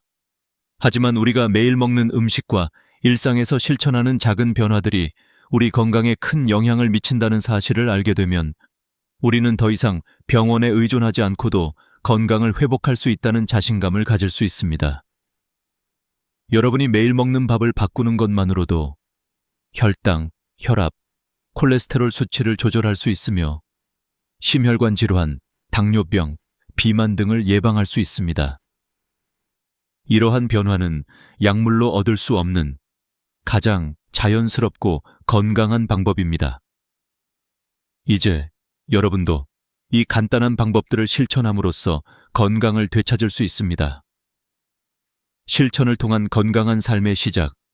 여러분의 건강은 이제 여러분의 손에 달려 있습니다. 이 영상에서 알려드린 대로 밥을 제대로 요리하는 방법을 실천하고 자신의 건강을 지키는 작은 변화부터 시작해보세요. 매일 실천하면 여러분의 몸은 점차 변하기 시작할 것입니다. 그리고 그 변화는 단지 몸의 수치에 그치지 않고 여러분의 삶의 질을 향상시키는 데 큰 도움이 될 것입니다. 이제 여러분은 자신의 건강을 지킬 수 있는 방법을 알게 되었습니다. 밥을 어떻게 요리할지, 어떤 재료를 추가할지, 그리고 어떤 습관을 실천할지에 대한 답을 찾았으니 그 다음은 실천만이 남았습니다. 하루하루 조금씩 변화를 시작하세요. 그리고 그 변화가 여러분의 삶을 어떻게 바꾸는지 직접 경험해 보세요. 결론. 나의 건강을 책임지자. 마지막으로 이 영상에서 전하고 싶은 가장 중요한 메시지는 건강은 외부에서 주어지는 것이 아니라 스스로 관리하고 책임져야 한다는 것입니다. 여러분이 매일 먹는 밥과 생활 습관을 바꾸는 것만으로도 여러분은 건강을 되찾을 수 있습니다.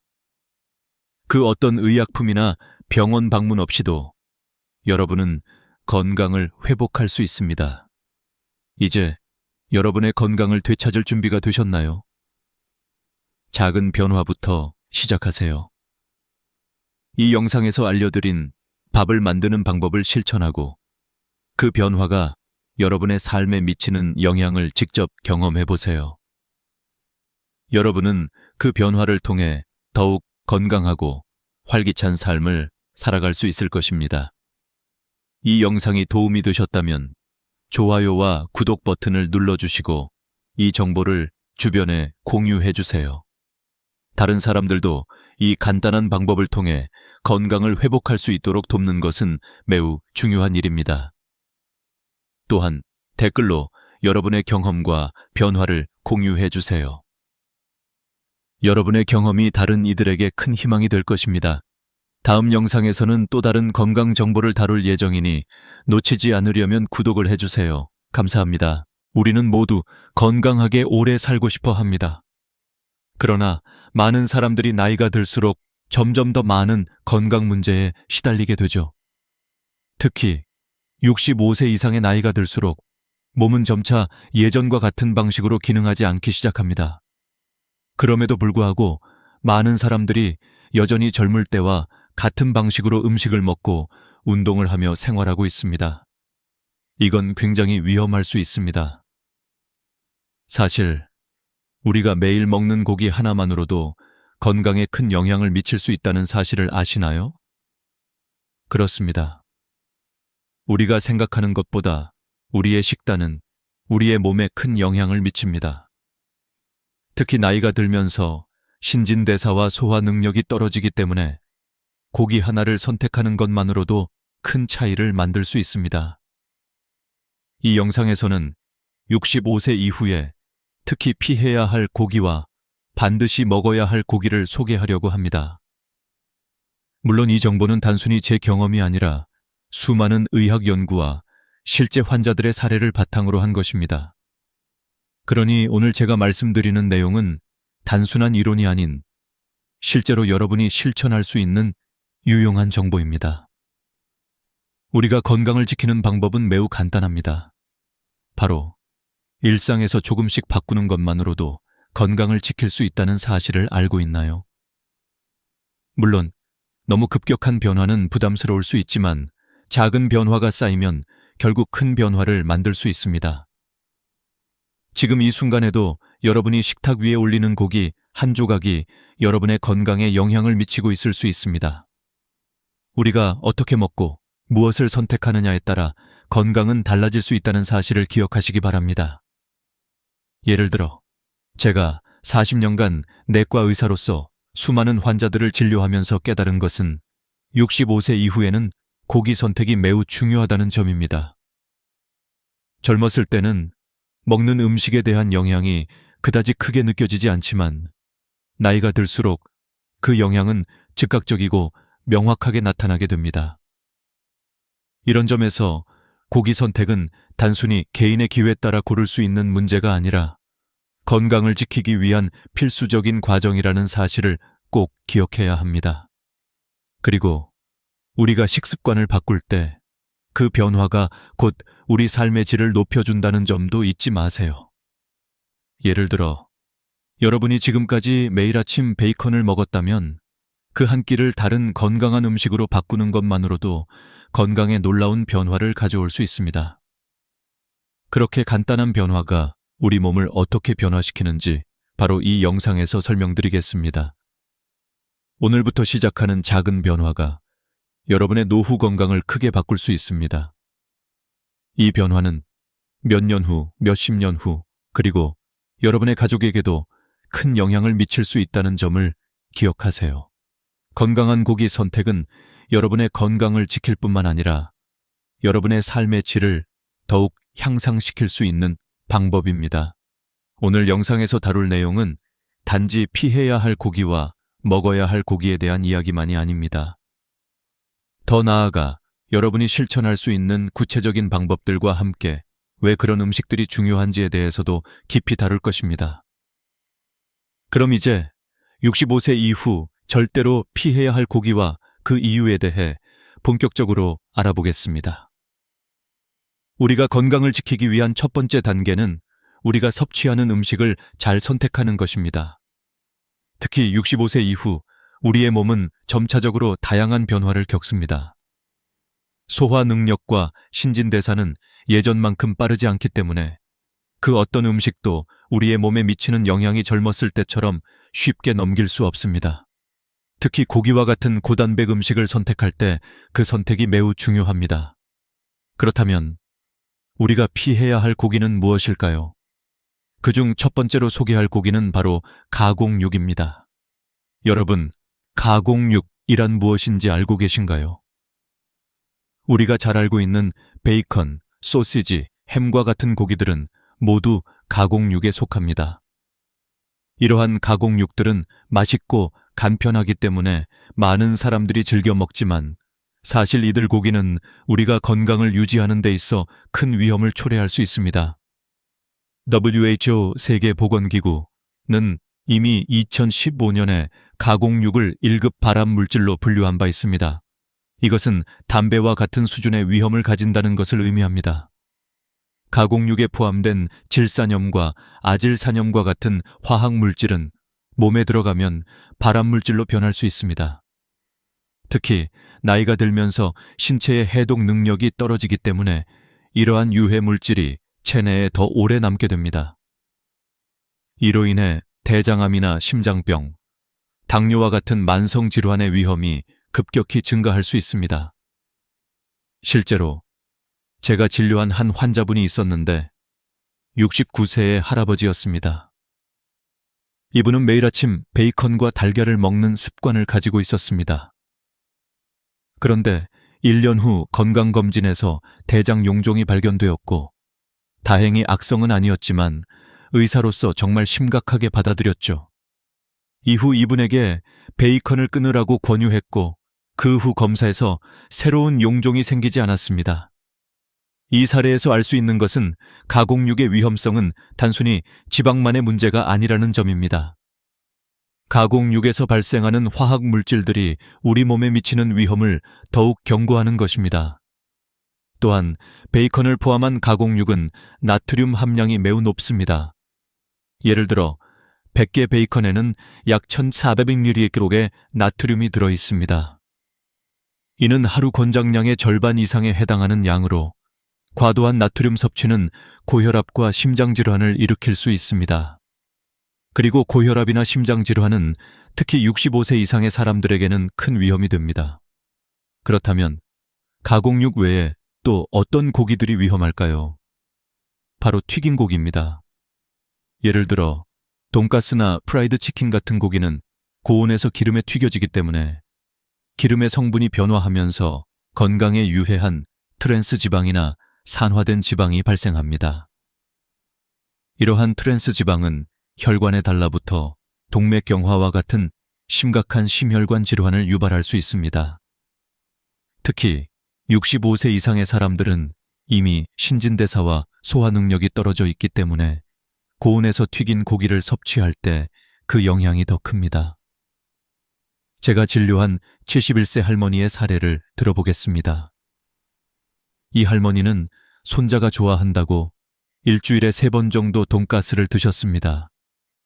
그런데 6개월 후 혈액검사에서 LDL 콜레스테롤 수치가 급상승한 것을 확인할 수 있었습니다.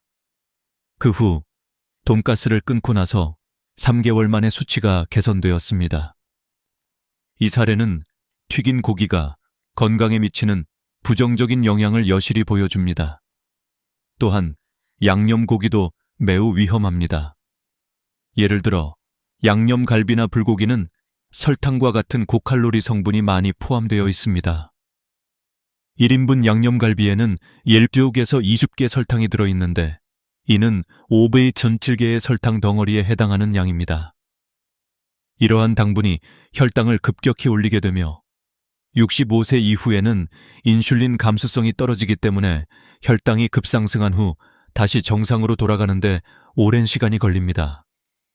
실제로 67세의 김씨 할아버지는 당뇨를 앓고 있었는데 양념갈비를 자주 드셔서 당화혈색소가 계속 8% 이상을 유지하고 있었습니다. 그러나 양념갈비를 끊고 대신 소금구이로 바꾸신 후 3개월 만에 당화혈색소가 7.2%로 떨어졌습니다. 이는 단순히 양념을 빼는 것만으로도 큰 변화를 일으킬 수 있음을 보여주는 사례입니다. 이렇게 우리가 매일 먹는 고기의 선택은 단순히 맛만을 고려해서는 안 된다는 점을 명심해야 합니다.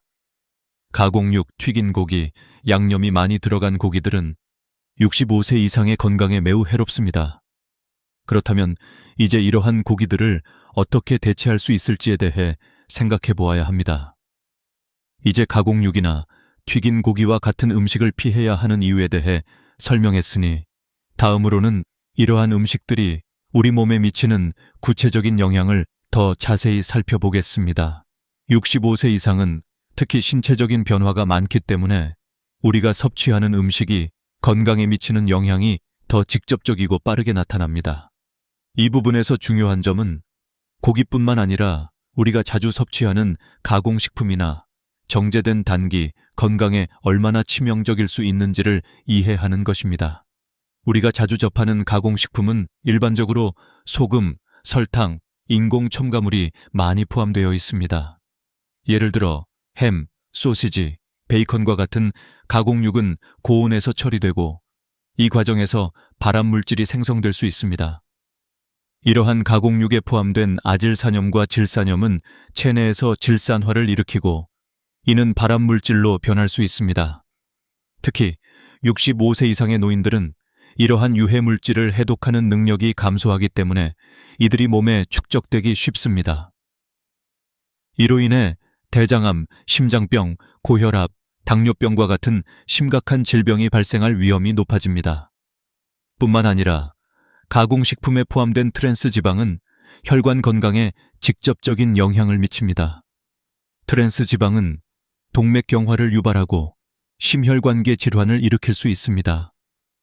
특히 65세 이후에는 이미 혈액순환이 원활하지 않기 때문에 트랜스 지방의 섭취가 혈관에 미치는 영향을 최소화할 수 있는 방법을 찾는 것이 매우 중요합니다. 트랜스 지방은 주로 튀김이나 조리된 가공식품에서 많이 발견되므로 이를 줄이는 것이 건강을 지키는 데 도움이 될 것입니다. 또한 우리가 먹는 고기나 가공식품에는 과도한 나트륨이 포함되어 있어 고혈압을 유발합니다. 100개 베이컨에는 1400mg의 나트륨이 들어 있습니다. 이는 하루 권장량의 절반 이상에 해당하는 양입니다. 고혈압은 65세 이상의 사람들에게 특히 위험한 질병입니다. 고혈압이 지속되면 심장병이나 뇌졸중 같은 치명적인 질병을 유발할 수 있기 때문에 나트륨 섭취를 줄이는 것이 중요합니다.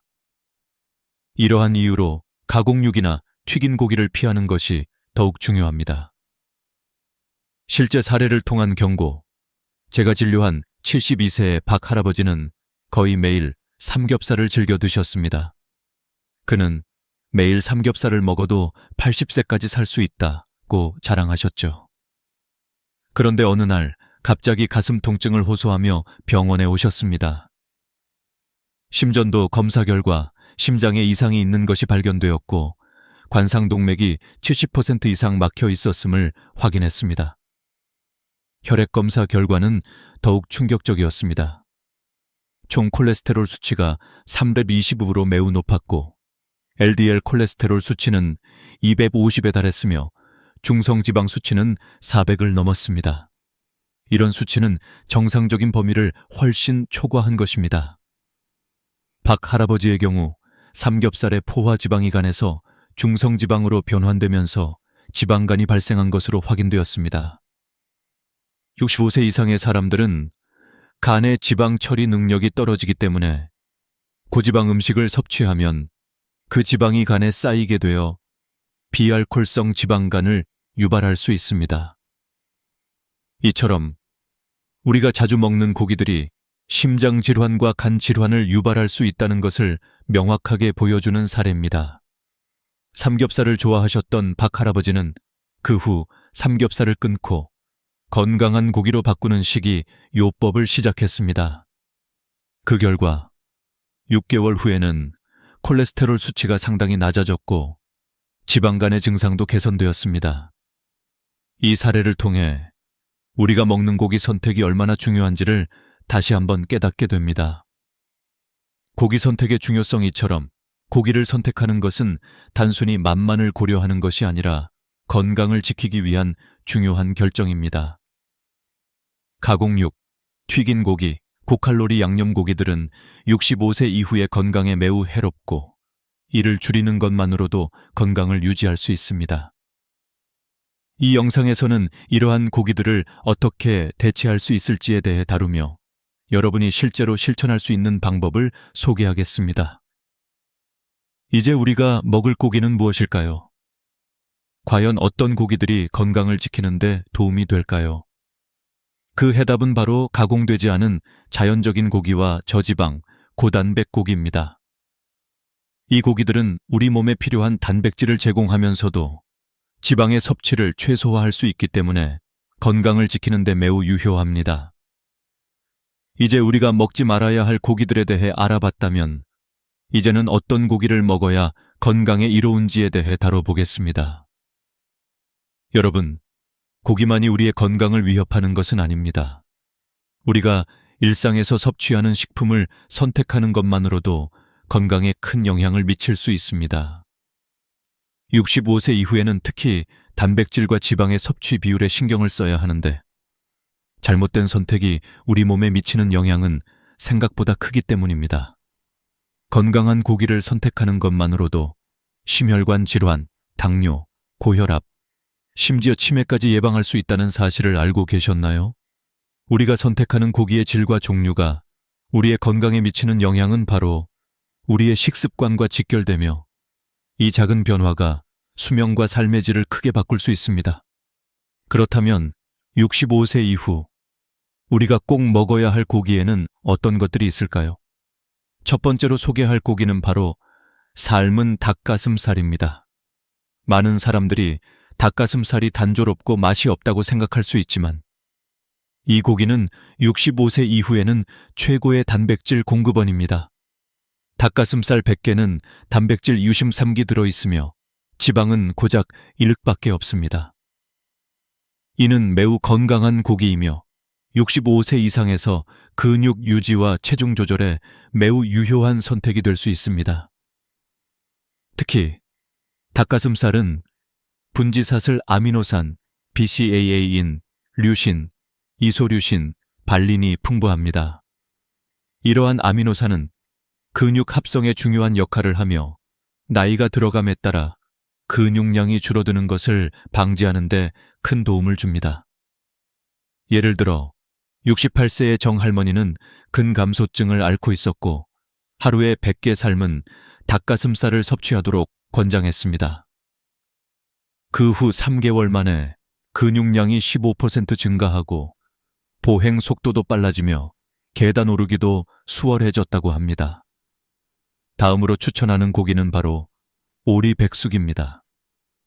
오리고기는 많은 사람들이 의아하게 생각할 수 있지만 혈관 건강에 탁월한 효과가 있습니다. 오리의 지방의 60% 이상은 불포화 지방산이며 특히 올리브 오일의 핵심 성분인 올레산이 풍부합니다. 이 성분은 LDL 콜레스테롤을 낮추고 HDL 콜레스테롤을 높여줍니다. 즉, 혈관을 청소하는 기름을 늘려주고 혈관을 막는 기름은 줄여주는 역할을 합니다. 70세의 김 할아버지는 고지혈증을 앓고 있었고 약물 부작용으로 근육통을 겪고 있었습니다. 그래서 오리백숙을 일주일에 2-3번 섭취하도록 권장했으며 6개월 후에는 총 콜레스테롤이 280에서 220으로 감소하고 HDL 콜레스테롤은 35에서 55로 증가하는 놀라운 결과를 얻었습니다. 오리고기에는 또한 오메가3 지방산인 리놀렌산도 들어있어 혈액순환을 돕고 혈관 염증을 줄이는 데 효과적입니다. 이 외에도 65세 이후에 섭취해야 할 고기로는 쇠고기 홍두깨살과 고등어가 있습니다. 홍두깨살은 단백질 22을 함유하고 있으며 지방은 3-4밖에 없습니다. 또한 철분이 매우 풍부하여 빈혈 예방에 효과적입니다. 특히 쇠고기 홍두깨살에 포함된 해미철은 흡수율이 높아 65세 이후 철분 흡수율이 떨어지는 사람들에게 매우 유익합니다. 또한 고등어와 같은 등푸른 생선은 오메가3 지방산인 EPA, DHA가 풍부하여 심장 건강과 인지 기능을 개선하는 데 매우 좋습니다. 연구에 따르면 등푸른 생선을 주 2회 이상 섭취하는 노인은 치매 발병률이 60% 낮다고 보고되었습니다. 고등어는 또한 혈액을 맑게 하고 혈전과 염증을 줄여주는 효과가 있어 심근경색, 고혈압, 뇌졸중 예방에도 탁월합니다. 이와 같이 우리가 나이가 들면서 중요한 것은 고기를 선택하는 방식입니다. 우리가 먹는 고기가 단순히 맛있고 기름진 고기에서 건강에 좋은 고기로 바뀌는 것만으로도 건강이 개선될 수 있습니다. 이렇게 건강한 고기를 선택하고 올바르게 조리하는 것만으로도 65세 이후 여러분의 건강을 지킬 수 있다는 점을 기억하세요. 이제 고기 선택에 대해 이야기했으니 65세 이상의 사람들에게 더욱 유익한 식단 구성에 대해 다뤄보겠습니다. 고기는 중요한 단백질 공급원일 뿐만 아니라 우리가 나이가 들수록 반드시 필요한 영양소들을 공급해주기 때문에 매우 중요합니다. 하지만 고기뿐만 아니라 우리가 선택해야 할 다른 음식들도 있습니다. 그 음식들을 잘 섞어서 먹는 것이 노후 건강에 중요한 역할을 합니다. 먼저 우리가 알아야 할 중요한 것은 단백질의 중요성입니다. 나이가 들면서 근육량이 줄어들고 체력도 점차 떨어집니다. 이러한 문제를 예방하고 가능한 한 나이가 들면서도 활기차고 건강하게 살기 위해서는 단백질 섭취가 필수적입니다. 그런데 단백질을 제공하는 식품은 고기만 있는 것이 아니라 다양한 식품이 있습니다. 예를 들어 두부, 콩, 달걀, 우유 등도 훌륭한 단백질 공급원입니다. 이들은 고기보다 지방 함량이 낮고 식물성 단백질이 풍부해 장기적으로 건강에 도움이 됩니다. 고기 이외의 좋은 단백질 공급원 두부는 65세 이상의 사람들에게 매우 유익한 식품입니다. 두부는 식물성 단백질을 풍부하게 포함하고 있으며 불포화 지방산도 함유하고 있어 심장 건강을 유지하는 데 매우 중요합니다. 또한 두부는 칼슘과 철분을 함유하고 있어 뼈 건강을 지키는 데도 도움을 줍니다. 특히 골다공증을 예방하려면 칼슘이 매우 중요하므로 두부와 같은 식품을 섭취하는 것이 좋습니다. 또한 콩과 렌즈콩은 단백질뿐만 아니라 섬유질도 풍부하여 장 건강을 개선하고 콜레스테롤을 낮추는 데 효과적입니다. 특히 콩은 피토케미컬 성분이 많이 포함되어 있어 항산화 작용을 하여 세포 손상을 예방하고 노화 방지에도 도움을 줍니다. 콩국수나 콩두부와 같은 다양한 방법으로 콩을 섭취할 수 있으므로 이를 식단에 적극적으로 포함시키는 것이 좋습니다. 건강한 지방을 포함한 식사 단백질 외에도 건강한 지방의 섭취가 중요합니다. 지방은 우리 몸에 필요한 에너지를 제공하고 호르몬 균형을 유지하는 데 중요한 역할을 합니다. 그러나 중요한 점은 우리가 섭취하는 지방의 종류입니다. 65세 이상에서는 불포화 지방산이 풍부한 음식을 섭취하는 것이 매우 중요합니다. 올리브 오일, 아보카도, 견과류 등은 불포화 지방을 많이 포함하고 있어 심혈관 건강을 지키는 데 매우 중요합니다. 특히 올리브 오일은 올레산이 풍부하여 LDL 콜레스테롤을 낮추고 HDL 콜레스테롤을 높이는 효과가 있습니다. 따라서 올리브 오일을 이용한 드레싱이나 아보카도를 샐러드에 넣는 등의 방식으로 건강한 지방을 섭취하는 것이 좋습니다. 채소와 과일의 중요성 나이가 들면서 특히 비타민과 미네랄의 섭취도 중요해집니다. 채소와 과일은 항산화제와 비타민이 풍부하여 노화 방지와 면역력을 높이는 데 큰 역할을 합니다. 65세 이상은 면역력이 약해지기 때문에 채소와 과일을 충분히 섭취해야 합니다. 시금치, 브로콜리, 당근과 같은 녹색 채소는 비타민 K, 엽산, 칼슘 등 중요한 영양소를 제공합니다. 특히 브로콜리는 항산화 성분이 풍부하여 세포 손상을 예방하고 암 예방에도 효과가 있다고 알려져 있습니다. 또한 당근은 비타민 A가 풍부하여 눈 건강을 지키고 피부를 보호하는 데 도움을 줍니다. 과일 중에서는 사과, 블루베리, 오렌지가 좋은 선택입니다. 블루베리는 항산화 물질이 풍부하여 인지 기능을 개선하고 치매 예방에 효과가 있습니다. 또한 오렌지는 비타민 C가 풍부하여 면역력을 강화하는 데 도움을 줍니다. 과일은 하루에 여러 가지 종류를 골고루 섭취하는 것이 좋습니다. 물 섭취와 나트륨 관리물은 우리의 생명에 필수적인 요소입니다. 특히 65세 이상에서는 수분 섭취가 부족해질 수 있기 때문에 물을 충분히 마시는 것이 중요합니다. 하루 2리터 이상의 물을 섭취하는 것이 좋으며 카페인 음료나 알코올은 몸에서 수분을 빼앗기 때문에 적당히 섭취해야 합니다. 또한 나트륨 섭취를 줄이는 것도 중요합니다.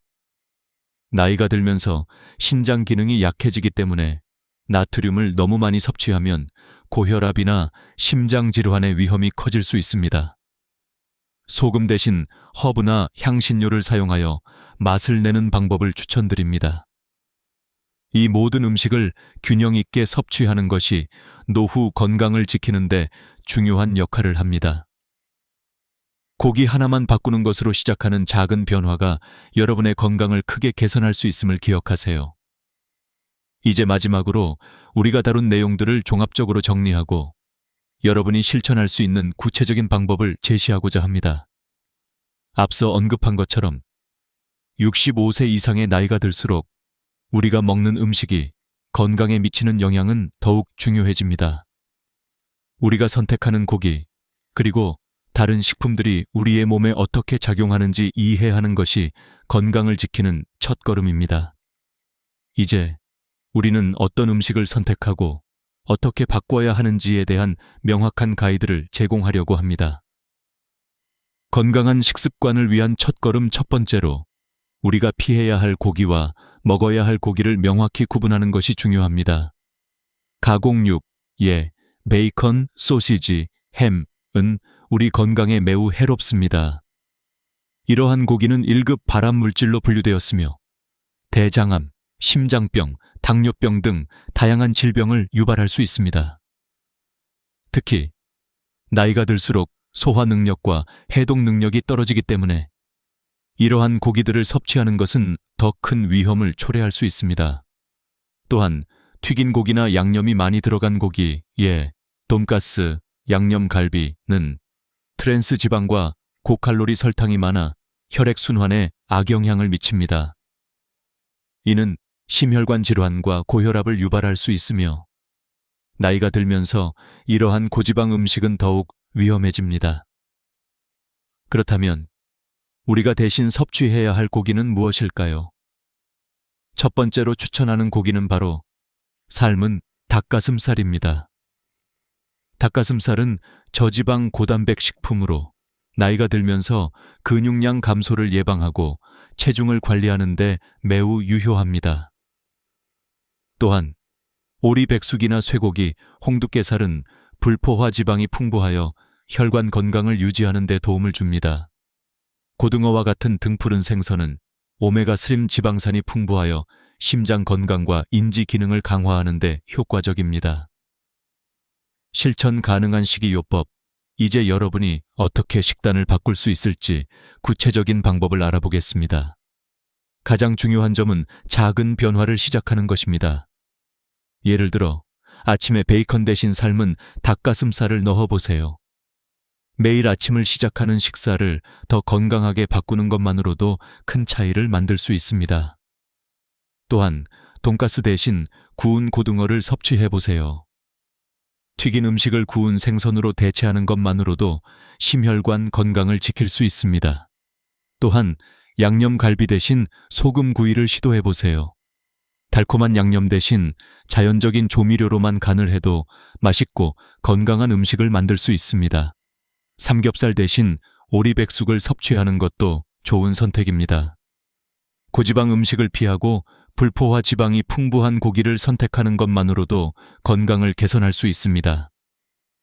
식단을 바꾸는 것은 한 번에 이루어지는 일이 아닙니다. 하지만 꾸준히 작은 변화를 실천하는 것만으로도 여러분의 건강은 점차적으로 개선될 것입니다. 여러분이 처음에는 작은 변화에서 시작하더라도 그것이 쌓여 큰 변화를 만들어낸다는 점을 기억하세요. 나이 들면서 건강을 지키는 방법 65세 이상은 단순히 건강을 유지하는 것이 아니라 건강한 노후를 보내기 위해 필요한 식습관과 생활 습관을 갖추는 것이 중요합니다. 우리가 나이가 들어감에 따라 신체의 여러 기능이 변화하기 때문에 적절한 영양 섭취와 건강한 식습관을 유지하는 것이 중요합니다. 이렇게 식습관을 개선하는 것만으로도 고혈압, 당뇨병, 심장병, 암과 같은 만성 질환의 위험을 줄일 수 있습니다. 또한 건강한 식습관은 기분과 정신 건강에도 큰 영향을 미칩니다. 건강한 식단을 유지하면 정신적 안정과 행복감을 느낄 수 있으며 이러한 건강한 식습관은 치매 예방에도 도움을 줄 수 있습니다. 여러분이 하루하루 실천하는 작은 변화들이 수십 년 후에 여러분의 삶의 질을 크게 향상시킬 수 있습니다. 결론, 지금까지 이야기한 것처럼 65세 이후의 식습관은 우리의 건강과 직결됩니다. 고기를 선택할 때는 단순히 맛만을 고려하지 말고 건강에 좋은 고기를 선택하는 것이 중요합니다. 우리가 먹는 음식은 단순히 배를 채우는 것이 아니라 우리 몸을 유지하고 보호하는 중요한 요소입니다. 가공육, 튀긴 고기, 고칼로리 양념 고기를 피하고 삶은 닭가슴살, 오리백숙, 고등어와 같은 건강한 고기를 섭취함으로써 여러분의 건강을 유지하고 더 건강하고 행복한 노후를 보낼 수 있습니다. 이제 여러분의 냉장고를 점검하고 건강한 고기를 선택하여 작은 변화를 시작해 보세요. 여러분의 건강한 노후를 위해서 지금부터 실천해 나가면 미래에 더 건강하고 행복한 삶을 살 수 있습니다. 건강은 오늘의 선택에서부터 시작됩니다. 여러분이 내일 더 나은 삶을 위해 오늘 실천하는 그 한 걸음이 여러분의 미래를 바꿀 것입니다. 이 영상이 도움이 되셨다면 구독과 좋아요 버튼을 눌러주세요. 알림 설정을 해두시면 더 많은 건강 정보를 받아보실 수 있습니다. 건강한 식습관으로 여러분의 건강을 지키고 더 행복한 노후를 보내시기 바랍니다.